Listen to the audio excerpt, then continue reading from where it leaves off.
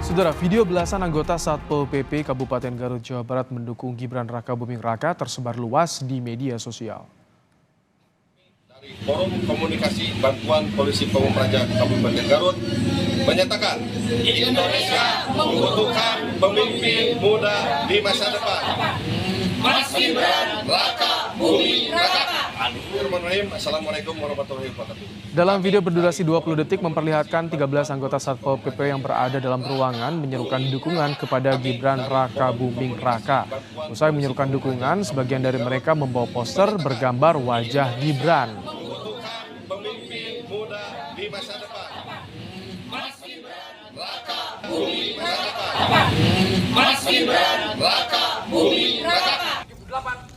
Menanggapi video dukungan anggota Satpol PP terhadap Cawapres nomor urut 2 Gibran Raka Buming Raka, Bupati Garut Rudi Gunawan menyatakan permohonan maaf. Bupati menegaskan sudah memberikan sanksi tegas kepada pelaku dan berjanji untuk melakukan pembinaan. Di masa depan. Mas Gibran Raka Buming Raka. Ya juga bukan P3K. Nah, saya mohon maaf atas kejadian itu dan itu sudah diberikan sanksi. Sanksinya ada yang 3 bulan dia tidak boleh bekerja, tidak mendapatkan gaji, yang paling rendah adalah 1 bulan. Semuanya sudah diberikan sanksi. Paling berat sanksinya apa, Pak? Paling berat sanksinya dia didemosi ya dan dilakukan tidak pembayaran gaji selama 3 bulan. Pak, biar nggak kejadian Pak, himbauan Pak. Nah, kita lakukan lagi pembinaan terhadap yang bersangkutan karena dia euforianya kan dalam konteks dia ada dari pihak-pihak lain lah ya. Sementara itu, Bawaslu Kabupaten Garut akan memanggil 13 orang yang berada dalam video tersebut. Mereka dipanggil untuk dimintai keterangan soal video anggota Satpol PP dukung salah satu paslon Pilpres. Bawaslu juga akan mengklarifikasi soal penggunaan seragam Satpol PP dan tempat pembuatan video. Dari Forum Komunikasi Bantuan Polisi Pamung Praja Kabupaten Garut. Karena informasi awal itu harus ditelusuri dan mencari informasi tambahan. Hasil planonya ya melakukan penelusuran, kemudian nanti ada langkah-langkah selanjutnya, misalkan akan ada pemanggilan dari orang-orang yang ada di video itu. Ketika membuat video itu menggunakan seragam lengkap Satpol PP, dan bisa dipastikan ada kemungkinan juga tempatnya pun di ruangan atau di kantor. Menko Polhukam Mahfud MD buka suara terkait viral video anggota Satpol PP Garut, Jawa Barat dukung Gibran. Mahfud bilang tindakan tersebut melanggar kode etik dan aturan. Mahfud sebut tindakan itu norak. Kami dari Forum Komunikasi Bantuan Polisi. Seharusnya itu tidak boleh, ya. Seharusnya itu tidak boleh. Itu pelanggaran kode etik dan pelanggaran aturan sebenarnya. Itu kan Satpol PP itu diangkat untuk melayani masyarakat, membantu pemerintah. Kalau lalu mihak-mihak gitu tuh sudah melanggar, dan sekelas Satpol PP itu saya kira tidak seberani itu kalau tidak ada yang mendorong. Nah, tinggal siapa yang mendorong itu, apakah orang luar atau orang dalam. Nah, nanti kita lihat. Tapi itu tidak boleh dilakukan, itu norak. Sementara dari Istana, Kepala Staf Kepresidenan Muldoko menyebut dukungan sejumlah petugas Satpol PP Kabupaten Garut yang mendukung Gibran Raka Buming Raka sebagai calon wakil presiden tidak melanggar kode etik.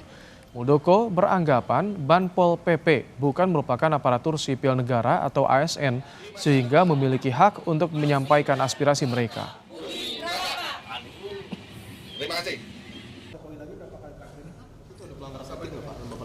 Kalau menurut saya enggak ya, karena ini sebuah organisasi yang belum terakui secara baik, belum mendapatkan posisi yang jelas, posisi di ASN-nya itu, maka ya wajar mereka bisa menyampaikan kepada siapapun. Mungkin kebetulan ada salah satu calon di situ ya disampaikan.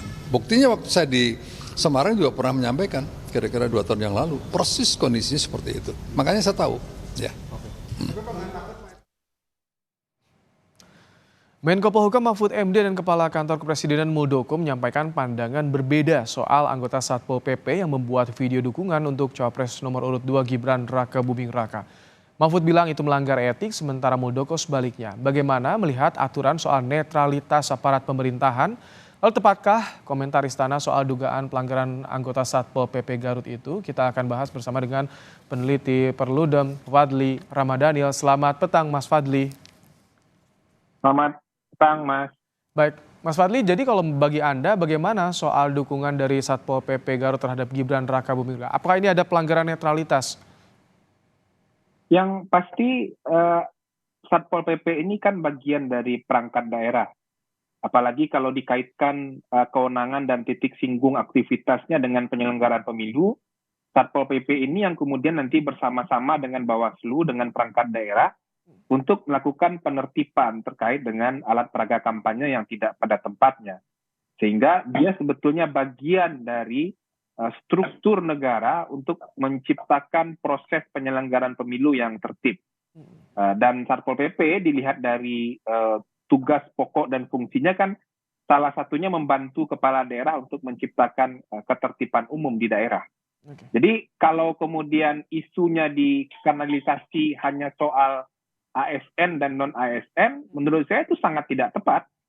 Tapi adalah kita mesti melihat bagaimana perangkat pemerintah, perangkat daerah, yang dalam hal ini adalah Satpol PP, yang itu mereka tidak boleh terlibat dalam keberpihakan politik secara terbuka, menyatakan dukungan secara terbuka, karena itu akan menimbulkan konflik kepentingan. Dan itu akan menimbulkan juga persoalan di dalam penegakan hukum pemilu itu sendiri. Mas Fadli, kalau soal aturan itu yang tertera nomenklaturnya bagaimana? Tadi kan disinggung ini Banpol PP bukan bagian dari ASN. Sebetulnya kalau dari Undang-Undang Pemilu bagaimana yang Anda cermati soal ini?